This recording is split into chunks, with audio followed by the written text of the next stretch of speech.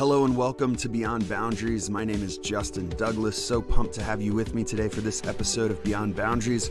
If you want to learn more about me or find the show notes for this episode, you can go to pastorjustindouglas.com. You can interact there with feedback, comments, questions, or you can reach out via Instagram. I'm at Pastor Justin Douglas. Also, please consider subscribing, rating, reviewing, and sharing. It really does make a difference. If you want to go even further, there's a Patreon page to help support the overhead costs of this podcast. Anything helps. In the show notes in the description, you'll be able to find the link for that. Today on the podcast, I have my friend Kurt Willems. Kurt is a pastor, church planner, and blogger, and now he's an author of a book. Yes, he wrote a book, and it is great. It comes out this week, March 16th. The title is Echoing Hope. We get into it on this episode, but let me just say this. I got an advanced copy of this book, and I highly encourage you grab this book. I even pre-ordered it on the audiobook. If you prefer the audio, that's how I read books. Kurt even took the time to read it for you. I think you will find this book incredibly encouraging. All right, well, let's get into it. Here it is, my conversation with Kurt Willems. Kurt, how are you doing, my friend? Doing good. Good to be with you, bro. Yeah, this is exciting to have you on. If those of you who don't know Kurt, Kurt is the founding pastor of Pangea Church and a friend of mine. We've known each other for a while now, a few years, and stay in contact. We're on some text threads together.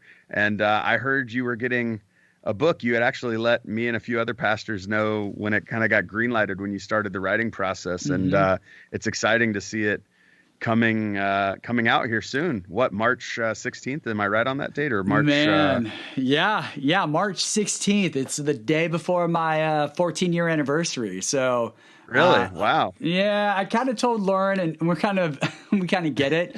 COVID plus book release. We're like, we'll just wait for 15 years and do something special. Yeah. So yeah. I'm pretty sure like it's gonna. I want to say something like around March 14th was like the day that everything went locked down or something right around there, wasn't it? So it's like everything went locked down. We're going to celebrate the 1-year anniversary of that. You're going to release a book, and then, your anniversary, the trifecta. Bro, it is a trifecta. I don't know if it'll go anywhere. My publisher the other day was like, maybe you should write a 1 year later reflection post-COVID in light of your book. Maybe use an excerpt or something. I don't know.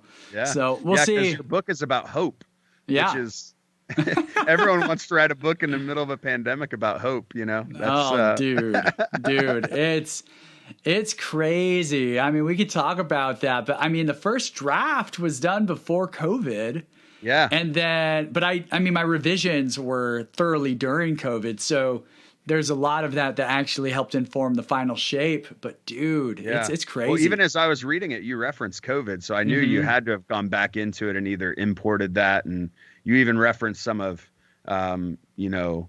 the racial unrest over the summer with George Floyd and Breonna Taylor and Ahmaud Arbery. Like you go into some of that. Like it's definitely a timely book in the midst of a lot of hopelessness. I mean, just to make sure people who don't know about you, you're a pastor, but you were a writer and a blogger for a long time prior to even writing a book, right? This is your first book. Yeah.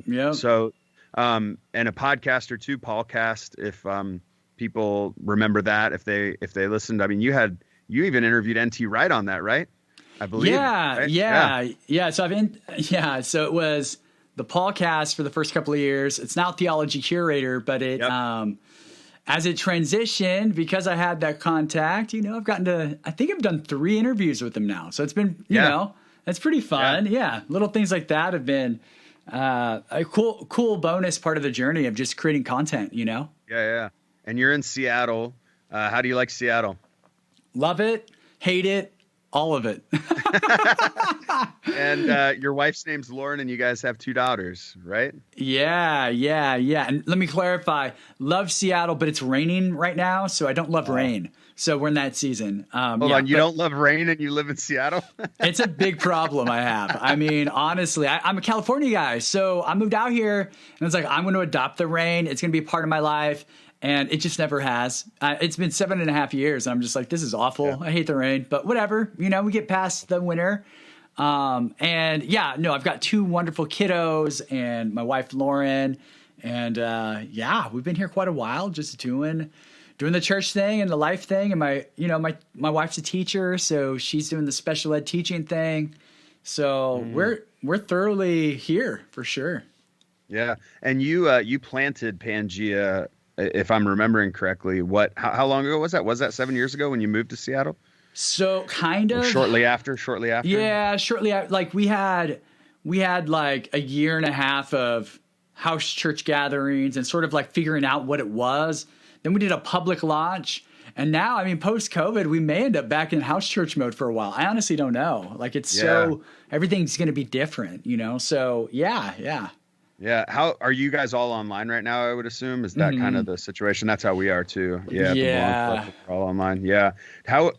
I mean, this is a non-book related question, but we're going to go everywhere because we're friends and we're just going to talk about whatever we want to talk about and people can get a listen. But how do you think the church might be transformed through this season of COVID and having to explore?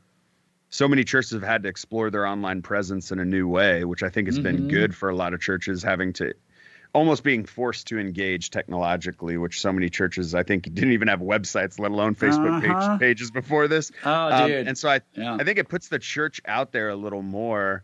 But how do you anticipate like coming back together is going to maybe be different? Because it's something me and our team have been talking about of like, there's just going to be this deep need for human connection. Not that there isn't always that need, but coming out of this kind of extended isolated season.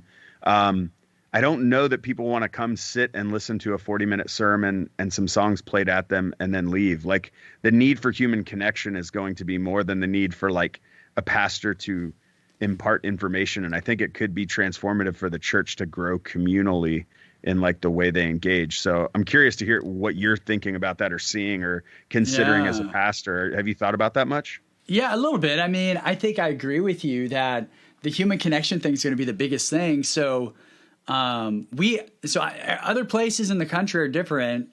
We have not met in person once since the first shutdown. So March 1st, if I remember right, March 1st is our last gathering in person we had. So we had the first case out here. So we were quick to say, let's pause, figure out what's happening with COVID. And then, and then the shutdown officially happened. That was national. And we haven't had schools since a year ago. Like, it's crazy out here. So as I think about the future, one of the things that I am brought back to are those early days as a church planter where meals were central to what we did. And so I don't know what that will look like. It depends on the makeup of our particular community coming out of COVID. But I've told our team, like, prepare for small, intimate gatherings, prepare for meals and time together, and really just take the approach that we're going to rediscover who we are as a church in a lot of ways. Because this online thing, and we do Zoom, like we're once in a while do like a live teaching thing with some music or whatever, but like we've defaulted towards Zoom. And it's been wonderful to be able to like connect and have conversation with people. But it'll be really fascinating to see if from Zoom, can we translate that back into, wow, we haven't missed a beat relationally with a lot of these people? Or is it going to be really weird to like be in front of other people, perhaps unmasked? I don't know if they'll let us do that right away, but it feels kind of funny. It's like, there was a couple of years where I didn't get to see my dad, just circumstances or whatever. We didn't, we live in different places. And so I didn't get to vacation and see him for like 3 or 4 years. I mean, it was a while. And I started wondering, like, is it going to be weird? Like, are we going to, we talk on the phone, but what's it going to be like to be together again? And you know what? We didn't really skip a beat, I might have had a few more gray hairs because that's happening more and more each year. But like there was that sense of, no, there's a foundation. So we want to be together. So here we are and we're together. I'm hoping that for a lot of local churches. The problem is that the church doesn't always do a great job of rooting its programming in relationship. And so I think a lot of churches are going to have to discern, how do we step into new creative ways of fostering relationships? And yeah, man, I think some people are going to want church, what we think of with church. Like, I do think that's going to be a desire, but by itself, especially the more video feeds we get and the higher quality video feeds we get, right? Like, churches are going to go all in on investing on making amazing production value church experiences. Kind of like podcasting made it harder to be a compelling preacher. Well, now video is going to make it harder to be a compelling show on Sunday morning. So we're going to have to figure out what really anchors us beyond the show. And I like the show. I'm a big show guy, to be honest with you. Mm-hmm. But I think you're absolutely right. We've got to invite people to the foundational stuff, breaking bread and being together. And we'll see where it goes from there. But yeah. Yeah, one of the things I was actually just talking to someone today, and they just had said, like, whenever we go back, can we just have more time before and after? And I'm just like, I keep getting that kind of like request, and I'm just like, what if like the before and after was the thing? Like, if that's what we need, like if we need the before and after, if we need that human connection. And so we're thinking of some creative ideas of like how we might go about that, but it's definitely something that right now I'm sensing people. Well, even before the pandemic, I just sensed we were in a friendship desert.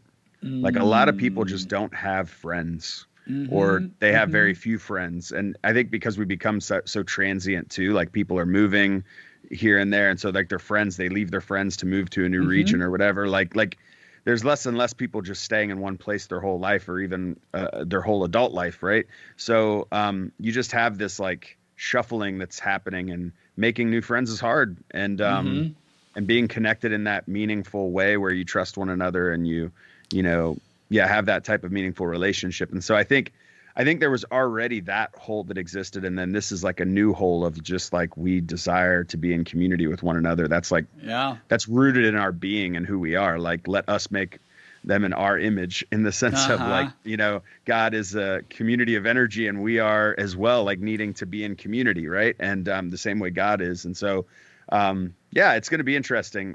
So let's shift to talk about your book, because I do want to plug this book. And man, you got some heavy hitters plugging this book, man. I'm seeing some of the quotes on those first few pages, man. You got connected up with some people. It worked out. Yeah. Who's the most surprising to you? Not that you got to pick one, but the most surprising when you were like, oh, that person's going to give a quote for my book. I would have never thought 2 years ago that person was going to give me like a quote.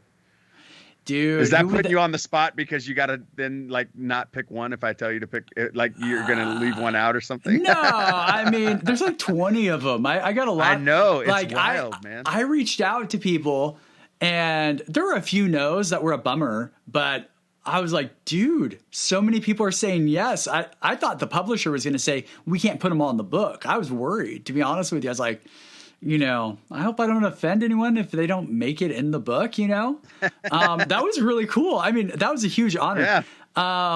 I would say, okay, pre-book deal, if you were going to tell me that Ben Higgins from The Bachelor would be a book endorsement, I would have told you BS, right? You watched The Bachelor? Yeah. So here's how this went down. I share this in a place or two. So basically, how this happened. Oh yeah, it's so funny. So in I think it was 2016, Lauren and I were watching the season that was Ben's season, and Lauren's been watching it since the first season. So I got married into The Bachelor. I've always been like, this is dumb. I don't want to watch this. This is stupid. But then your wife's watching it. It's like 9:00 at night. You're in the living room. She has wine. You have wine. And you're like, well, maybe this isn't a bad idea. And, so that was probably, I said this before to Lauren. I was like, I think that's the first season I legit watched with you, like all the way through, kind of knew what was going on. And during that season, I picked up on some things he was saying. I was like, man, I think he's a Jesus person. And, they don't always explicitly say the word Jesus, right? Like, networks are kind of filtery. And But I was like, I think this guy's into Jesus, and how in the heck is he following Jesus in this very interesting environment? That's got to be really, on the one hand, maybe intentional. On the other hand, really challenging. And so I just got curious. So I hopped on Twitter and I followed him. And I was like, and he had like a Bible verse or something in his handle, and I was like, oh, okay. This guy's like, yeah, my sort of inclination was accurate. Well, he eventually, I don't remember how long it was, but he saw that I followed him and I like retweeted one thing he did and he followed me back. And I was like, dude, you're a celebrity. You're following me back. And for context, I know a lot of people in the world don't watch The Bachelor. So it's a very niche kind of celebrity. But for people who watch The Bachelor, he's like one of the favorites. And he actually, he has like 400 and something thousand followers on Twitter. But then you go to his Instagram and he's got 1.3 million, and it's like, dude. So this guy is pretty well known.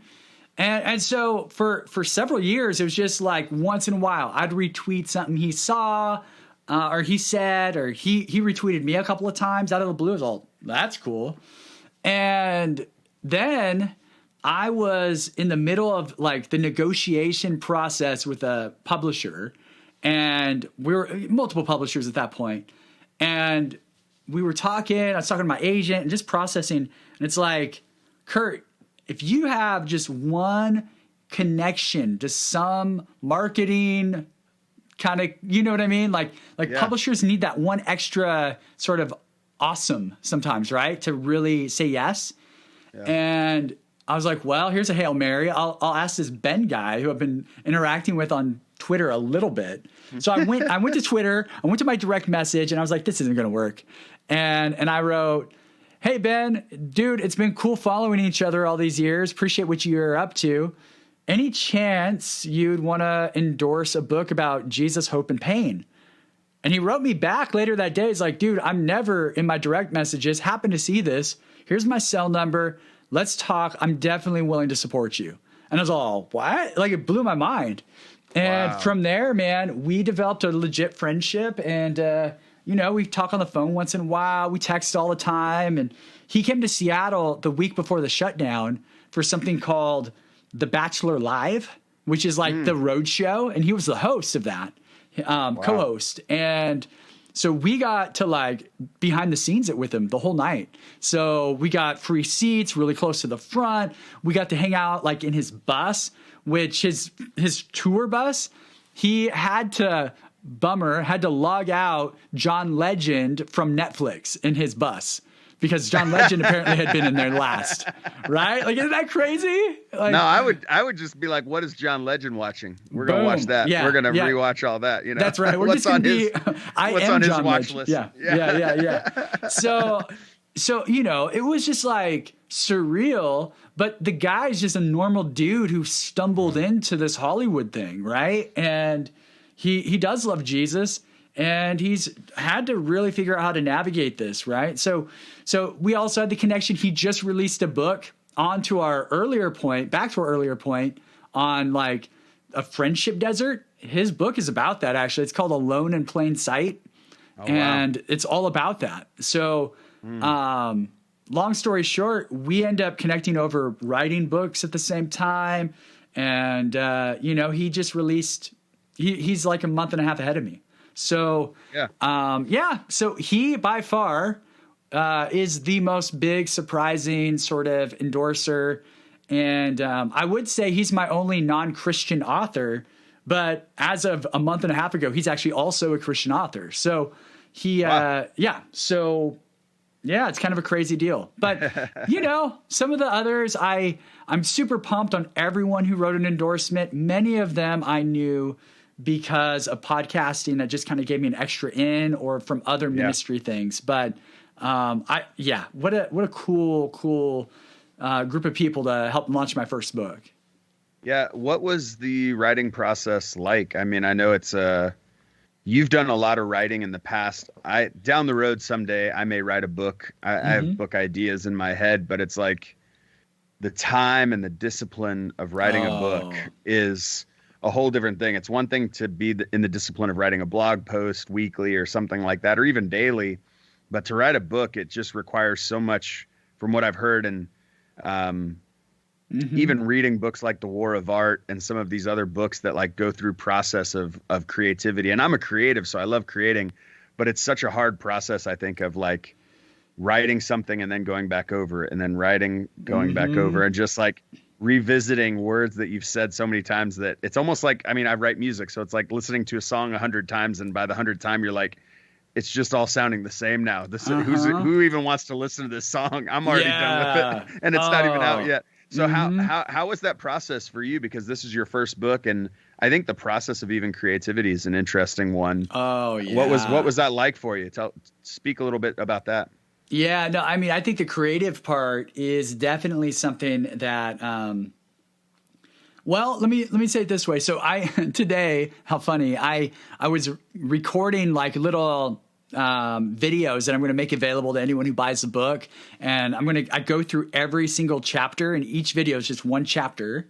And I give the behind the scenes look at like, here's what it's like. Here's some creative things that were going on. Here's some personal things, and here's some theological things. And I actually, on my computer, while I'm making the video, is I have the first draft of the book and the final version. And I'm comparing chapters side by side. So I'm kind of just playing around and being like, dude, this sucked. Here's why, you know? And I think what I can tell you is that the Kurt who started my first draft is not the same person who finished my final draft. That there wasn't just a like, wow, I'm getting better every time I try this. Although that's probably true. I found a voice. You know, when you go from blog to book, everyone has said that's a big leap, and it is. But I had the blog to book challenge, but I also had the academic to layperson challenge, right? So I had these two forces. I've written a thesis, and you know, my thesis is like 80 pages. So it's not like I haven't written something long, but it's always been dense and specific and that kind of thing. And so my big challenges creatively were, okay, how do I really structure this in a way that I stick with the theme of pain?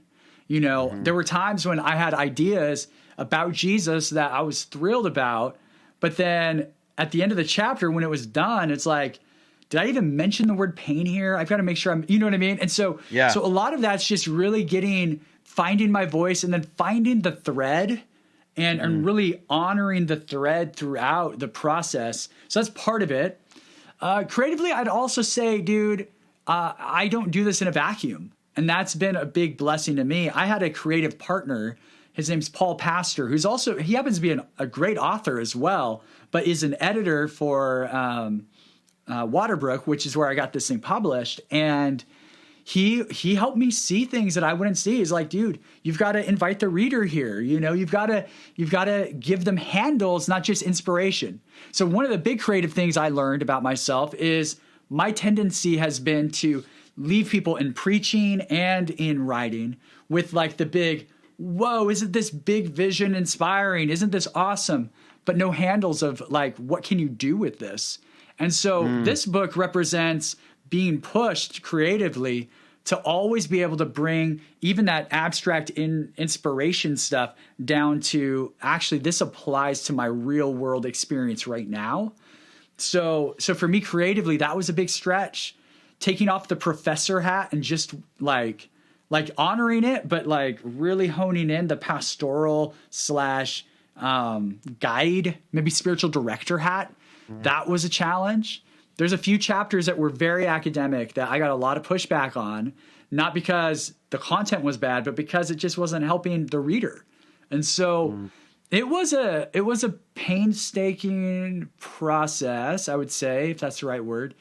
At times, it was frustrating, but let me tell you the truth. I am so grateful that I had not just Paul, but beta readers and copy editors. And I had all these people around me so that now when I start book number 2, I already know my author voice. I already know the kinds of things I need to help people like in the creative process, right? Not necessarily concepts, but like, I know what it means to give handles in a book, I think. Hopefully I did that. And, you know, I can make cool ideas, or I can make compelling ideas that make a difference in someone's life. And that's been the big growth for me. When you say book number 2, do you already have a plan for book number 2, or is that just more like theoretically, like I definitely know I want to write another book, but I don't know what it is yet? Yeah. So I started 2 or 3 different concepts, and I've not going to follow through on them, I'm pretty sure. So I was feeling the pressure like, man, this book's done. Now it's promo time. I should just get my book number 2 ready. My publisher will be grateful to see it whenever that time comes. Because they get like they get the first look. Right? It's part of the contract, and it's a good deal because I love my publisher. And yeah, man, sometimes how do I put it? I have to sit with something a long time, and it has to mess me up.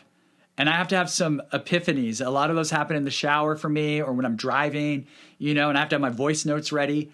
And I have to really let something ruminate for a long time before I finally get to the point of, oh, this is actually the stuff, And so I'm still wrestling with that. But yeah, it's always on my mind in a good way. Like I'm always like, oh, what if? And I'll just give myself a little voice note, come back to that later, So, yeah. And then, yeah, I mean, going back to your original question really quick, something I didn't mention is the book I ended up with, it's fascinating. There's chapters that have been merged into one chapter. There's a chapter or 2 that I didn't see coming. And then honestly, there's quite a few stories in there I didn't plan on telling that I end up telling. Some of the childhood ones and some adult ones that as I wrote the first draft, they weren't on my radar. And then I came back to it after getting that first bit of feedback.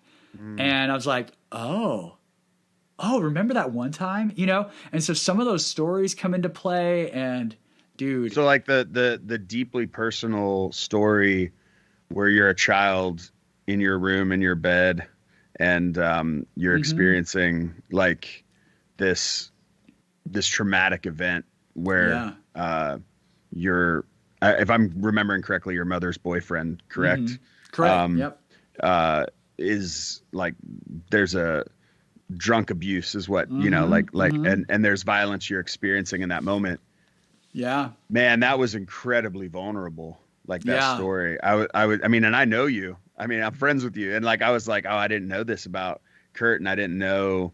And like, there's a lot of courage to kind of open yourself up right in that opening chapter of a book with a story like that. What was the process of deciding to like include some of these more vulnerable stories and these things? Cause I know that can be hard because there's other people involved in those stories too. You know what I mean? So now it's like, I'm going public with some things that are going to help other people because they're going to feel like they're not alone, and they're going to feel like I'm not just someone out here peddling hope who hasn't had despair, which I sometimes feel like, I sometimes feel like people are all about talking about hope, and then you look at their life and you're like, you really haven't gone through anything. So of course you got hope. Like, but like totally. you get to share and create a relationship with the reader that shows like, I have every reason to be hopeless too. Like, you know what I mean? So share about why it was important to share those stories, how that process went of, opening yourself up to be vulnerable and have the courage to do that. Yeah, dude. So that story ended up in the book proposal. So that chapter, a lot of things get shifted around, but the essence of that first chapter was in my book proposal. But there's other childhood stories that I just didn't remember that get inserted later. That's kind of what I was alluding to a second ago. Okay. But let me break this down a little bit because it wasn't easy. So I've shared vulnerably in church settings a couple of times in my life about my childhood. So it wasn't like I've never shared this with a group of people publicly. I've never, by far, never shared it in a medium that is as permanent and as visible as a book like this with a major publisher. And that was scary, dude. I felt the leading of the Lord. I really believe that, to actually go there. And it didn't start this way. So there's two versions of this book. Version number 1, both were good, but version 2 is much better in my opinion. Version 1, we went to several publishers with a book that was tentatively titled Human Like Jesus. And it wasn't about pain. It was about what chapter 3 in my book is about now, Human Like Jesus, ? How does Jesus show us how to live? How does he show us how to be human? And that's very inspiring to me. That alone, without the pain piece, super inspiring. And, I had some great meetings with some publishers, and the feedback we got was, we like Kurt, which I was like, oh, that's nice. It's always nice to be liked, I guess. But give me a contract, so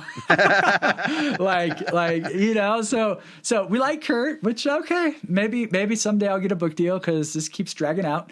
And then they're like, we even like what he says in the proposal, but there's no hook. There's no draw. And so I was like, what does that even mean? Talking about creativity. And I talked with Rochelle, my agent, and she was like, well, maybe think of it this way. What they're saying is, like when you're preaching at church, you already have a captive audience. Like they've already chosen to be at your church.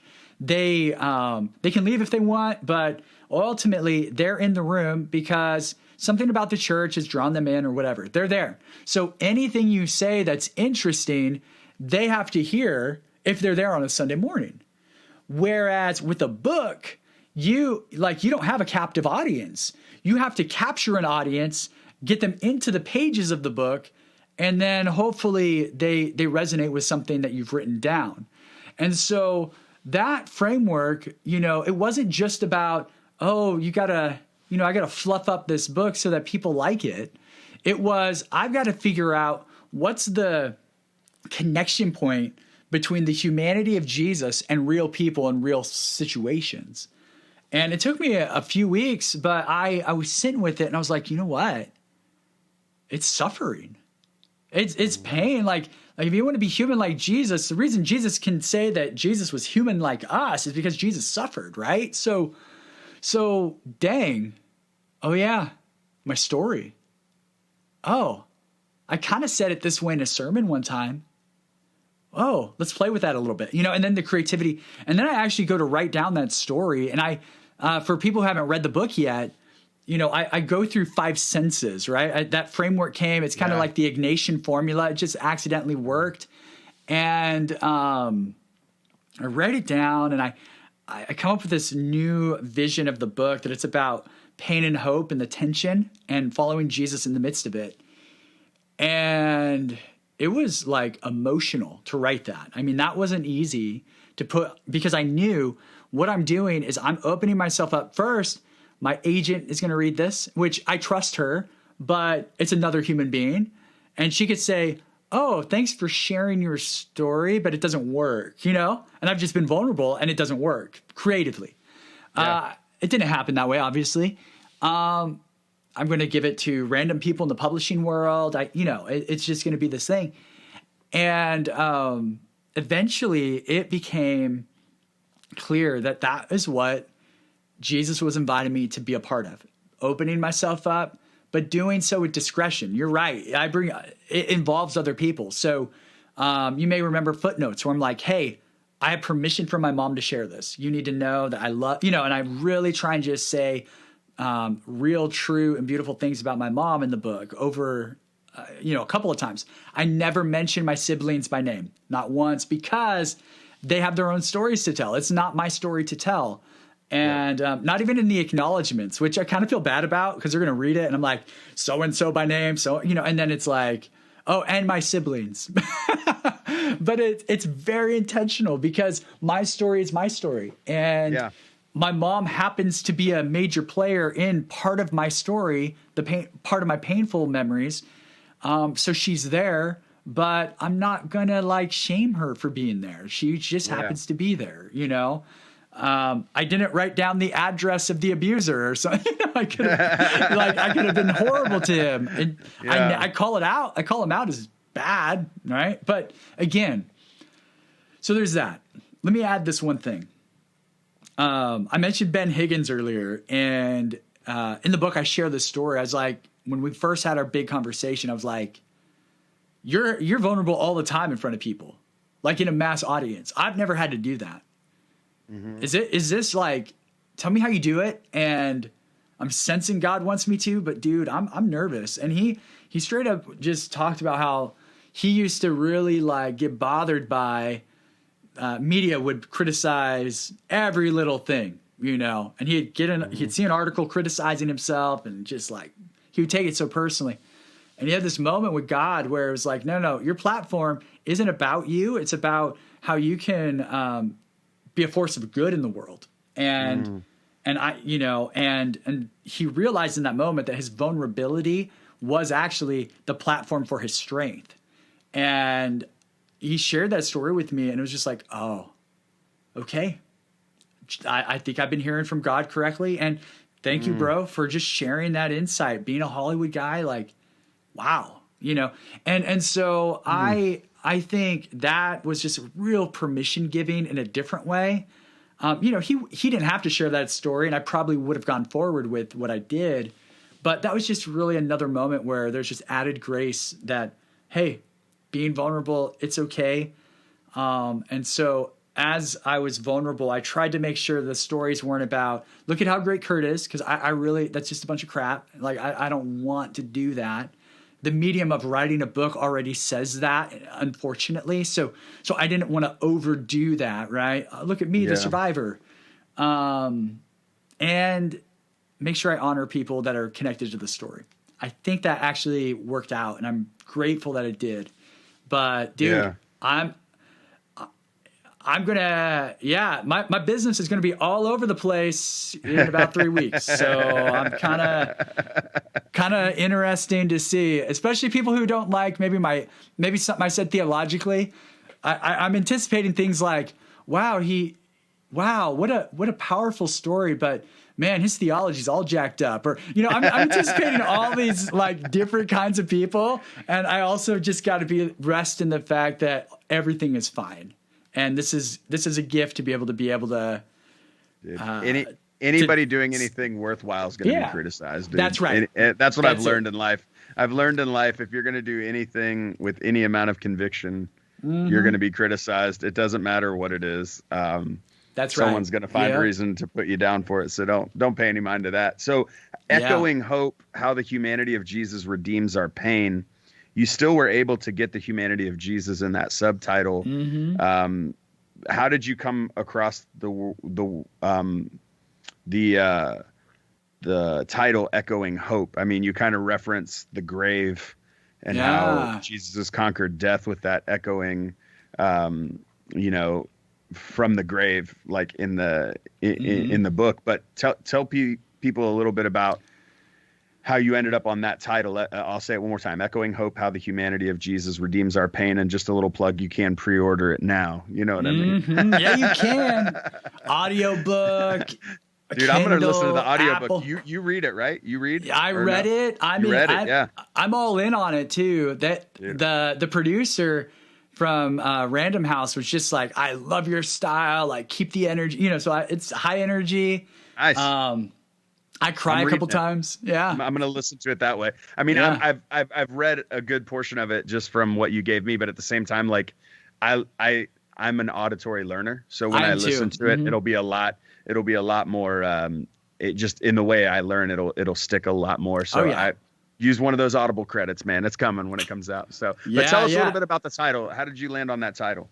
So the placeholder title when we shipped it out to publishers was He Is Not Here. And that comes straight out of the gospel story, right? The angel says that to the women at the tomb. He is not here. He is risen. And there was something about the tension in that phrase that fascinated me, right? Like this idea that the first bit of news is the grave is empty. That's not positive. You can correlate that story in Matthew with Mary Magdalene's experience of it. Like, she is not happy that Jesus's body is missing. So however we think of those stories, there's something negative about he's not here. And yet it's actually the best news in the world. He is risen. So that was sort of a foundational place, like that anchored the theology of the book and the metaphor of the book. And then as we got into writing the first draft, I started noticing like, yeah, this is a book about pain and hope.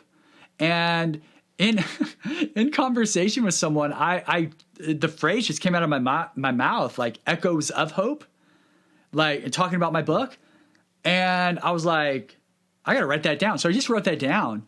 And I brought that back to my editor, and he's like, dude, that has some mileage on it. Let's process ways we can say that. We eventually landed on echoing hope. And because, like, on the one hand, there is this echoing hope from 2,000 years ago that the grave is empty. You go in there, it's hollow. Jesus's body isn't in there. So there's this, like, metaphorical echo that reaches into our lives here now. But then there's this other sense that it works. Echoing hope is like our posture towards the world, right? Like if we are hope-filled people, we can echo hope to the to our world, to the lives of people who are hurting and suffering and all of that. So it's both our vocation and the source of our actual identity as Jesus people, as we believe that the tomb is empty. So that's where that eventually came from. And I just had to make sure that this was a book about the humanity of Jesus. And so subtitle finally worked. And yeah, it kind of came together like that. No, that's awesome. That's awesome. So you write a book about hope in the midst of a global pandemic. Well, not necessarily. You're editing it in the midst of a global pandemic, sure. Which at this point now, by the time you release it, we've already passed 500,000 lives that have been lost to COVID. Yep. And the effects on the economy, business, jobs, mental health, and more are impossible to calculate. Like it's just impossible to calculate. And at the same time, we already referenced this, the murders of people of color and so much pain. And again, I know you mentioned these in the book, but I guess my question is, how does this book help someone who's grieving and healing from the pain of the last 12 months, whatever pain has looked like for them in the last 12 months? Because there's just so many different places and spaces that people have felt pain in, and some of that overlaps. Obviously, we've all felt the effects of the pandemic in some way, shape, or form. But yeah, it's interesting to consider like how this might provide some healing or just some permission to grieve and also permission to hope in the midst of the hopelessness. So speak to that a little bit about how this book could be helpful for those people who have really been hit hard the last 12 months. Oh man. Yeah, I hope it is. A couple of things come to mind. Number one, like this book is for anyone who has experienced any kind of like pain in their lives. So that's everybody, right? Yeah. So on the one hand, what I'm trying to do in this book is I'm trying to help people step into the world that is broken and full of pain differently by catching a compelling vision of Jesus. And so part of this is, this isn't your average, like, my husband just died of cancer. Here's the book to read, right? Like it's not necessarily that, although I'm happy for anyone in that situation to read. I think really this is about how can we step into suffering differently? How can we step into hard things differently? And what if Jesus is our guide, model, and the one who empowers us to actually do that transformative work so that the way we deal with pain today isn't the way we'll deal with it tomorrow? And that for me is ultimately like a big part of this, right? Like, can we actually be people who are different? So the last 12 months have been hard in various ways, different hardness for me versus someone else, right? And my hope is that this will just reawaken the fact that we needed someone to show us how to be human so desperately that God decided to be that example. So that's crazy, right? Like we needed a good, beautiful example of someone who could walk in a pain-filled world well, so badly, that only God could really show us by becoming fully human. And so we have Jesus as that model. And I think reacquainting ourselves with the radically beautiful humanity of Jesus, the Jesus who empathizes with our situation, the Jesus who would never seek to cause harm, but can take harm and manipulate whatever's possible there and salvage it for good. People who can find that Jesus, look, it's not going to make all your problems go away, but it's actually going to reframe the way you step into those problems. And I think that's going to be really important in a kind of tail end of COVID, post-COVID world, because besides death and disease, which is the big deal right now, all of us are probably noticing the small little things in our lives that are unhealthy, where we struggle, and they're getting sort of amplified. The isolation is amplifying things for us, mental health, whatever it might be. And so the other thing I hope this book does, besides cast that big, loving picture of Jesus for folks, is there's exercises after every chapter, right? There's actually formation. There's something you can do to try and engage this good and lovely, awesome Jesus. And so that's a big part of it too. I think I'll stop there for now, but my hope is that people can step in differently. So let's say I'm somebody who labels myself a realist, right? And it's like, I'm looking at systemic injustice. I'm looking at things and I'm just seeing very little reason to be hopeful. And instead of asking you to kind of tell that person something, I just want to ask an honest question. Was there anything Jesus was hopeless about?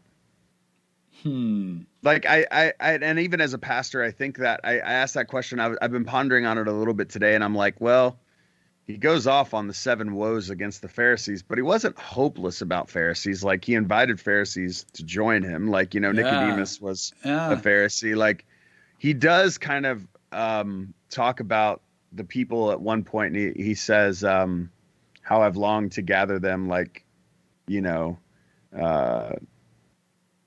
a chick or like a hen gathers her chicks, right? And he kind of like, that seems like at times a little bit of a hopeless, like feeling at that point of like feeling like people just aren't catching the vision for the kingdom. I'm curious to just know if you feel like is it ever okay to be hopeless? Is it ever okay to look at things and say, wow, there's just no hope here, to acknowledge the death of sorts? You know what I mean? To acknowledge the empty grave without the risen Savior, right? I guess would be maybe a way of thinking of it. Just more to say, like, we all probably have found ourselves there, and it actually might be incredibly Christ-like in certain ways to be that way at times. I don't know that that's a place I would want to land or be at forever, but it's a process by which we become hopeful, right? I'm just curious a little bit of that tension, because I think writing a book about hope, the potential problem, right, is that you're just going to be labeled the optimist, right? Oh, you're just optimistic. You're just trying to paint, this happy picture on really terrible situations, and I know that's not you, because you and I have had a lot of conversations about systemic injustice and things. So I know you have a heart for that. So I know you're not in any way telling people to look the other way on these things, to just look and just be hopeful.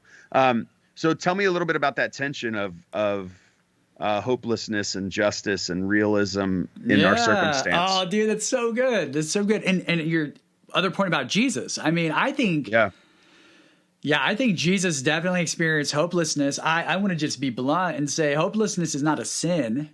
Like, hopelessness is part of the experience human beings have in a world that's gone to crap. Like, that's just real, I've been hopeless about a lot of things. I think, so chapter 13 in my book, Jesus stares over Jerusalem and he weeps. And he's basically like, dude, this thing's going to get torn down by the Romans and, and not so long. And I don't think he had any hope that Jerusalem was going to actually turn all the way away from its zealotry. Zealot being someone who is nationalistic and militaristic and wants to take back their rights by force. Of course, we've seen miniature models of this, unfortunately, recently, right? In American culture. And but this the Jewish wars of 66 to 70 CE or AD. And it's a big historical event. Jesus predicts it in Mark 13, weeps over it in Luke. I think it's a Luke 11. I might be wrong about that. But if you hear my kid in the background, that's fine. That's fine, right? No worries, man. She's hopeless right now because it's bedtime. And so I think Jesus was hopeless in that particular scenario. Not hopeless that no one would catch his vision for, instead of being a zealot, be a peacemaker, right? That was a lot of his preaching was follow my way because the zealot way is going to get you all beat up and dead. But I think he was hopeless in the sense that this isn't going to go the way I want it to. And, I think that's why biblical lament is real. You can lament if something isn't better, if it doesn't seem like it's going to get better. You can lament something. Now, should we have hope, like in the sense of, as Christians, like ultimate hope? I think, yeah, like there's always something to put our hope in. That doesn't mean every part of our life is hope filled. And I don't think it ever will be. That's a real good delineation there. Oh, yeah. I mean, you speak of racial injustice, and here I am, a white dude, and I don't, I'm learning by listening and relationships. But when I think about racial injustice, I would never say, hey, be hopeful. Eventually, everyone's going to, kumbaya dance and there's going to be reparations or whatever, you can't do that. That's not real. Rather, hope isn't even about that. I think we get a distorted picture of hope when we try and do that. Hope is about being able to look at what is absolutely real. So I'm pro-realism through the grid of the Jesus who says, even when the real kills you, you can still be an image bearer. Even when the real causes you pain, you can still reflect the beauty and radiance you were designed for. And to me, that marginalized Jewish man called Jesus, who dies for enemies and is raised, gloriously, that to me is hope is about acknowledging what is painful and crappy now. Otherwise, hope isn't a thing. Hope is only for now. When as Christians, we believe that eventually Jesus is going to reclaim the planet and it's going to be new heavens, new earth, as the Bible talks about, and heaven will be here. Hope doesn't exist in that world. Hope doesn't exist in the new creation because hope has been actualized. Right now, that's not true. So hope is the means through which we set our eyes on things getting better. And a lot of the things that we want better will honestly take an act of God's grace and intervention at the last day, So there's some tension. But dude, you answered that so good, because I think Christ models hopelessness and hopefulness. Like he models both. And I look at even like leaders like MLK, who dealt with some of the most challenging circumstances where, given over and over again reasons to be hopeless, MLK continually comes out and preaches hope. Like, you know what I mean? And not that he preaches hope in the absence by like ignoring what's real. Like he acknowledges the broken systems, but and acknowledges the fact that, like, speaks boldly to them that they need to be fixed and advocates for the fixing of these. But he's also preaching to a higher hope at the same time. So I like how you said that even in our hopelessness in certain things, we can hold to a higher hope. That's a great way of putting it. Any final thoughts on why people should read the book? Any final words for those who are maybe on the fence about getting the book before you go tuck your kids in? Oh, dude. Yeah. And I'm not rushing out of here. No, it's good. I think like what I tried to do in the book was really a few things. I tried to look at Jesus as the model of what it looks like for us to become more and more human. And, being human is good. And so I want people who have wrestled with their own identity to be able to say, hey, my humanity is good. And hopefully this book helps build that bridge experientially. I also think, the person who says, I haven't had any major deals, like I haven't had any suffering lately. COVID is a bummer, but I work a tech job. I'm making all the money still. I'm fine. The truth is, isolation alone is enough to call out suffering as real. And so I think for that person, maybe you're not dealing with the specific trauma right now, but I think Jesus invites you into a greater awareness of how he can form you. And so I hope that this book does that for people. So yeah, also I think an awareness of other people's pain, right? Like an awareness of other people. Like I did like at one point in the book, you did talk about not comparing pains. Yeah. Like there's no value here in like my pain's higher than your pain. And like I have it worse. You have it worse than me, so I'm not allowed to feel the trauma from my experience, or I've had it worse than you, so you're not allowed to feel the trauma. Yeah. Like we all have different, like if we want to go on the pain comparison train, there's always going to be someone who trumps my pain, but my pain is still very real to me and still carries the wounds for me. And so I love that you did that in this book, because I do think we've all been, we were all raised like when, like at the dinner table, there's kids in Africa who don't have food. Like there's always someone who has it way worse than you. So you better do the and almost like it invalidates our experience. And I think you do a lot of work to make sure to validate the reader's experience. And you just brought that back in my mind when you said that, because I think that's so important that people feel the sense that like, I feel blessed because I still have a job. I still have relationships. I still have friendships. I'm secure in this. I'm secure in this. But this loneliness in the middle of this pandemic, it's sucking the life out of me. Yeah. I feel so much pain. Yeah. And some people don't feel permission to like investigate that and acknowledge that because they see other people who are losing their houses or losing their jobs or losing their businesses or family members or other people who have family members who are dying, and like comparing yourself to them. Yeah, it's good to acknowledge pain that other people are going through, but that doesn't have to, you should still be working through the pain you're experiencing and acknowledging it. And I think that's so just good. So good. Yeah. Yeah. And that it's funny you bring to mind, the reality is like, maybe I'm not dealing with someone who's dying. Like my spouse isn't dying. My spouse might die someday, like why are we playing these games where if what I'm walking through isn't that bad by some other standard or some other measuring rod, then I don't have to deal with it. It's actually an out for not dealing with what's really true in your life, and when that happens, when we don't really acknowledge those areas of pain in our lives, be they big or small, here's what happens. You become the kind of person who is less equipped to step into painful situations with others. And so it's that others bit that is affected. So if you're a person who naturally feels empathy, but haven't had that same sort of empathy for yourself, how are you going to really step into those situations where you could really be a presence, a representative presence of Jesus to someone, And that's not to play like, okay, so now I feel guilty because I'm not dealing with my own pain. Like there's not, the whole premise of this book, there's a lot of them, but one of the big premises is that Jesus comes to liberate people from shame. So this isn't about adding some new shame. It's just simply saying, deal with your stuff. You're going to be better for it, and so will the world. And so that's big, man. I just hope more and more people, including myself, can catch that vision, because I still have work to do.